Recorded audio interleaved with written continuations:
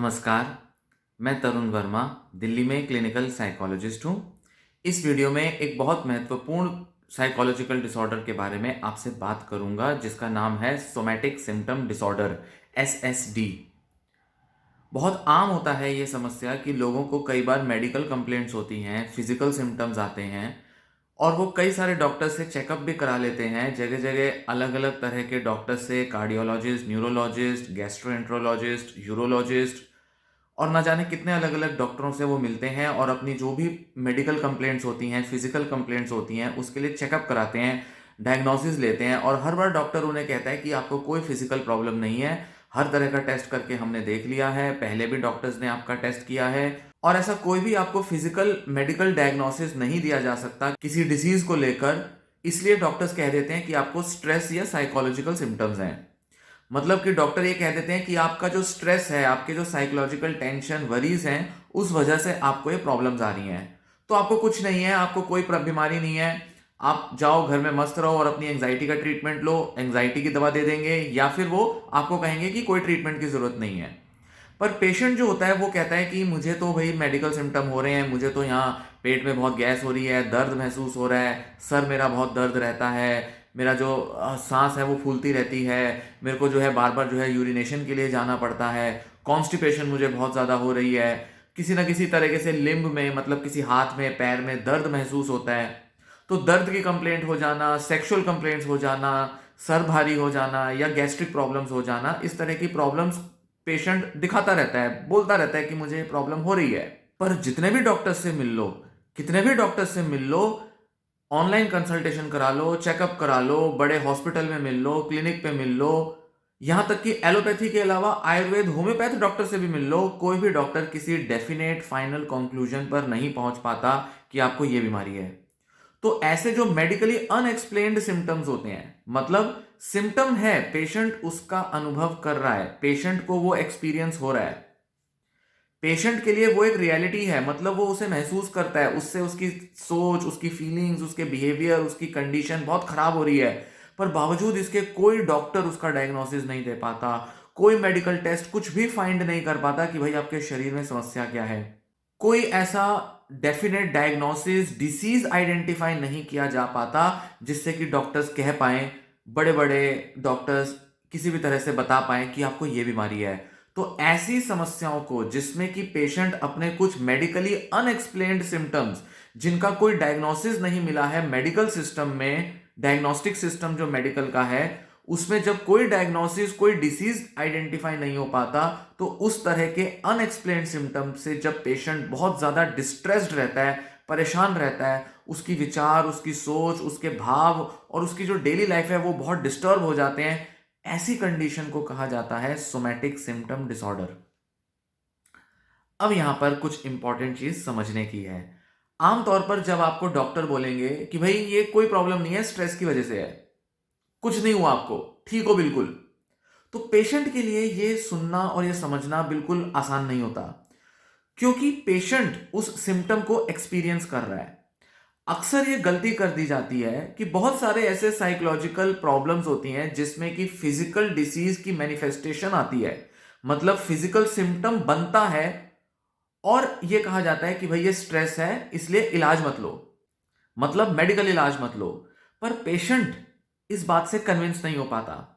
Patient अपने उस distress को लेकर, सिम्टम के जो परेशानी है उसको लेकर हमेशा प्री ऑक्यूपाइड रहता है, सारा टाइम सोचता रहता है, सुबह शाम बस वो इंटरनेट पर चेक करता रहता है कि मुझे ये बीमारी हो सकती है, मुझे वो बीमारी हो सकती है, उस डॉक्टर ने बड़ा अच्छा डायग्नोसिस किया, उस डॉक्टर के बड़े अच्छे कमेंट्स थे, बड़े अच्छे व्यूज थे। यूट्यूब पे जा जाके ना जाने वो व्यक्ति कितनी कितनी वीडियोस देखता रहता है कि किसी तरह से उसको ऐसा कोई डॉक्टर मिल जाए जो कि उसे बता दे कि आपको ये बीमारी है और वो सही तरह से उसका डायग्नोसिस भी दे और इलाज भी बता दे।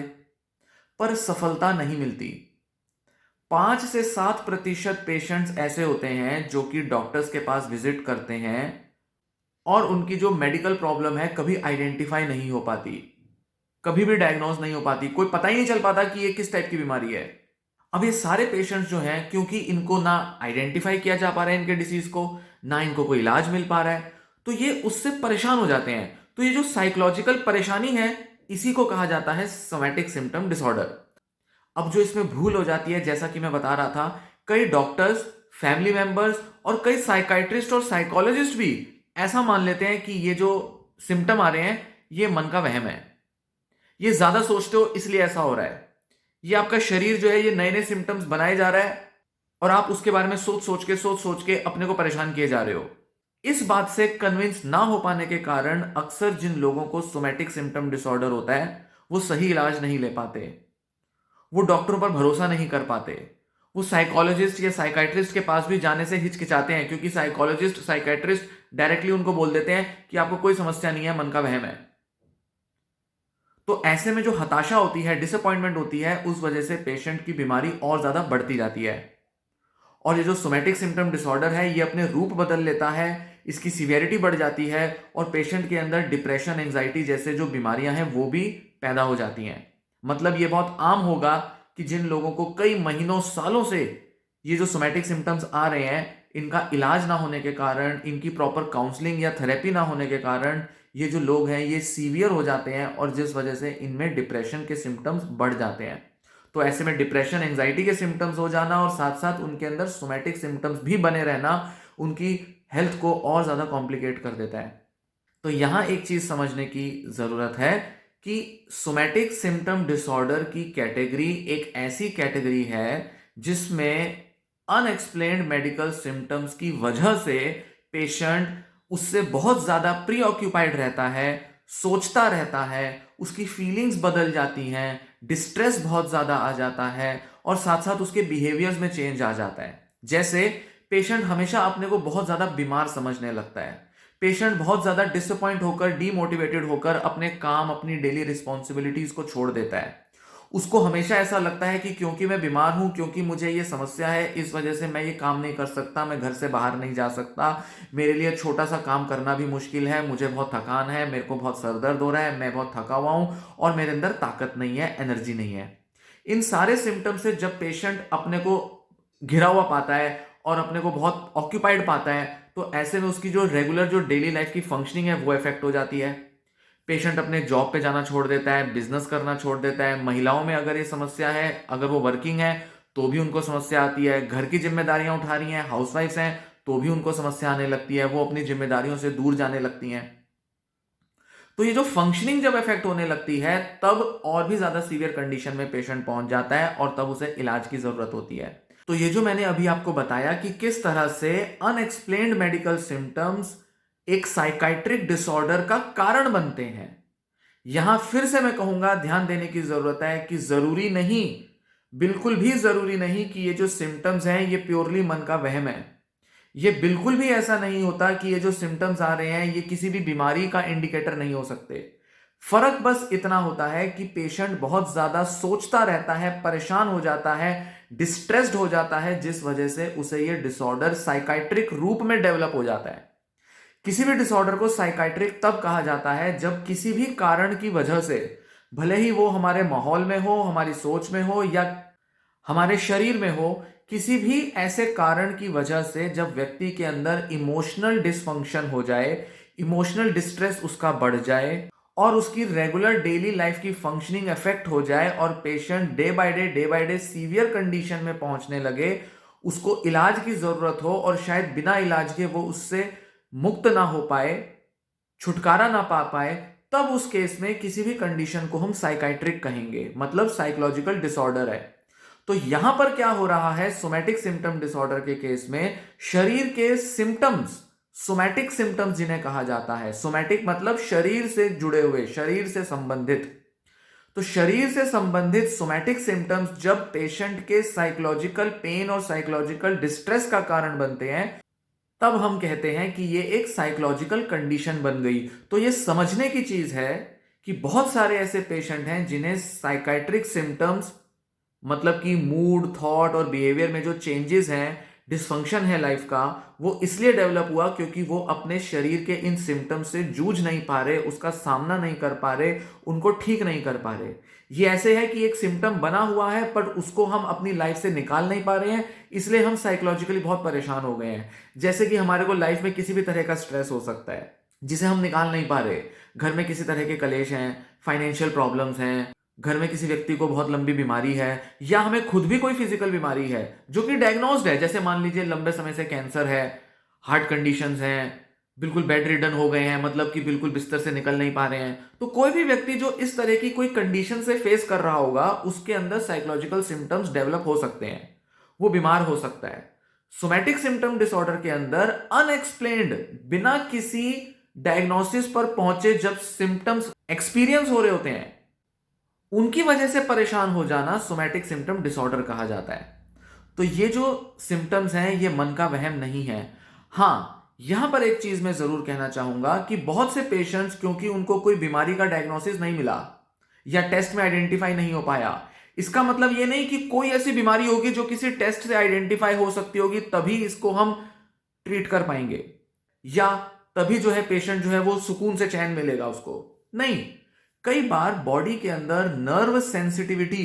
हाइपर सेंसिटिविटी जिसे हम कहेंगे, जिसमें कि पेशेंट के पर्टिकुलर किसी ऑर्गन में, जिसका कि वो सिम्टम एक्सपीरियंस कर रहा है, अपने बॉडीली ऑर्गन में जब नर्व्स बहुत ज्यादा सेंसिटिव हो जाती हैं, तब भी उससे वो पेन के रिलेटेड सिम्टम्स जो है एक्सपीरियंस में आ सकते हैं। तो ऐसे में हम ये कहेंगे कि जो पेन रिलेटेड डिसऑर्डर्स होते हैं, जो कि सोमैटिक सिम्टम डिसऑर्डर का एक पार्ट होता है, उसका एक रूप होता है, उस केस में जरूरी नहीं कि वो जो पेन है वो किसी अनएक्सप्लेन्ड डिसीज की वजह से है, वो हाइपर सेंसिटिविटी की वजह से भी हो सकता है।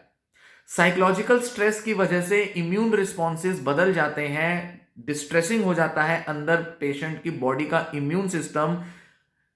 जिस वजह से ये जो अनएक्सप्लेन्ड सिम्टम्स हैं ये डेवलप हो सकते हैं। तो कहना ये भी जरूरी होगा यहां पर कि ऐसा नहीं कि कोई बीमारी है जो डायग्नोसिस जिसका चाहिए,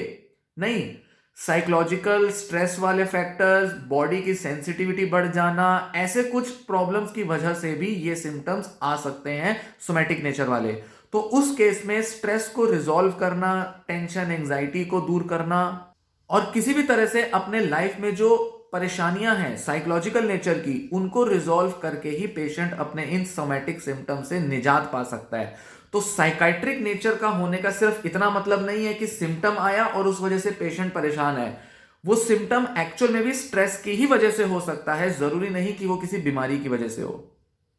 तो इसलिए इस बात पर प्रीऑक्यूपाइड नहीं रहना कि वो जो सिम्टम है वो किसी अननोन, किसी मिस्टीरियस बीमारी की वजह से होगा, ऐसा नहीं सोचना। इसलिए जो सही अप्रोच होती है सोमैटिक सिम्टम डिसऑर्डर को मैनेज करने की, वो ये होती है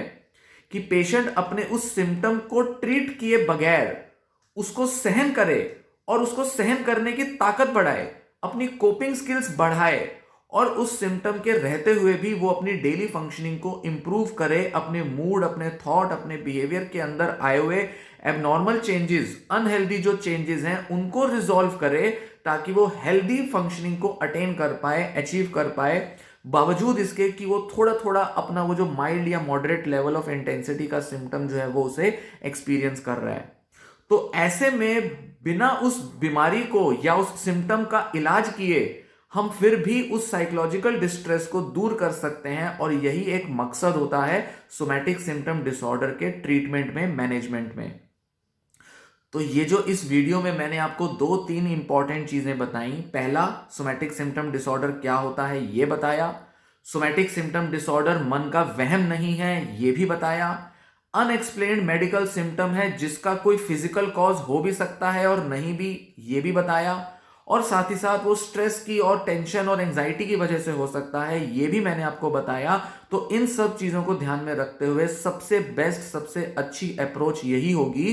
कि सिम्टम को फेस करते हुए भी उसकी इंटेंसिटी को, उसके प्रति जो हमारी रिएक्शंस हैं उसको कम किया जाए, और पेन मैनेजमेंट या जो भी दूसरे तरीके हैं जो कि साइकोलॉजिस्ट सजेस्ट करता है, साइकाइट्रिस्ट सजेस्ट करता है, उन्हें अपनाकर किसी तरह से अपना जो साइकोलॉजिकल प्रॉब्लम है, डिस्ट्रेस है, टेंशन है, सिम्टम को लेकर उसे कम किया जाए, प्रीऑक्यूपाइड ना रहा जाए, प्रीऑक्यूपेशन को कम किया जा सके, अपनी रोजमर्रा की लाइफ को रिकवर किया जा सके, और साथ ही साथ बार बार डॉक्टर्स के पास जाकर मेडिकल टेस्ट कराने की आदत को खत्म किया जा सके, गूगलिंग करने की आदत को भी खत्म किया जा सके।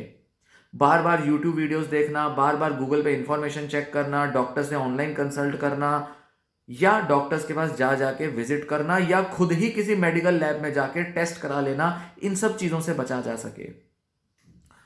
तो ये जो मैंने आपको ब्रीफ जानकारी दी सोमैटिक सिम्पटम डिसऑर्डर के नेचर के बारे में और उसके मैनेजमेंट के बारे में, इसको ध्यान में रखें। थेरेपिस्ट से जाके मिलें, बात करें। साइकोथेरेपिस्ट, क्लिनिकल साइकोलॉजिस्ट आपको सीबीटी सिखा सकता है। इन सिम्टम्स को मैनेज करने के लिए कोपिंग स्किल्स और इमोशनल रेगुलेशन स्किल्स आपको सिखा सकता है। योगा, मेडिटेशन और दूसरी जो हेल्थ प्रैक्टिसेस होती हैं जैसे कि एक्सरसाइज करना, अच्छी डाइट लेना, इनसे भी आप इसको मैनेज कर सकते हैं। ऐसे तरीके यूज में लाकर ही सोमैटिक सिम्पटम डिसऑर्डर का मैनेजमेंट करें। क्योर के चक्कर में मत पड़े। अगर क्योर नहीं है तो जिद ना पकड़ें, इसी बात के पीछे ना अड़े रहें कि जब तक मुझे कोई डॉक्टर डायग्नोसिस नहीं देगा, जब तक किसी टेस्ट के अंदर फाइनली पता नहीं चल जाएगा, जब तक मैं पूरी तरह से कन्विंस्ड नहीं हो जाऊंगा कि ये बीमारी है, तब तक मैं मेडिकल इंफॉर्मेशन लेना नहीं छोड़ूंगा, तब तक मैं डॉक्टरों के पास जाना, टेस्ट कराना नहीं छोड़ूंगा या नहीं छोड़ूंगी। इस चक्कर में मत पड़िए, क्योंकि आपका जो साइकोलॉजिकल स्ट्रेस है वो बढ़ता जाएगा। आपको भरोसा नहीं आएगा डॉक्टरों पर। खुद की बीमारी को, जो ये प्रॉब्लम आप फेस कर रहे हो, इसको डील करने के लिए ताकत और भरोसा नहीं जुटा पाएंगे। सही अप्रोच को इस्तेमाल में लाना ज्यादा जरूरी है। ये वीडियो आपके काम आई हो, ये वीडियो से आपको फायदा हुआ हो, उम्मीद है ये वीडियो आपके ट्रीटमेंट में, मैनेजमेंट में डायरेक्शन देगी। इस वीडियो को और लोगों से भी शेयर करें जिनको इसकी जरूरत हो सकती है। साथ ही साथ चैनल भी सब्सक्राइब करें अगर आपने चैनल सब्सक्राइब नहीं किया है तो। धन्यवाद।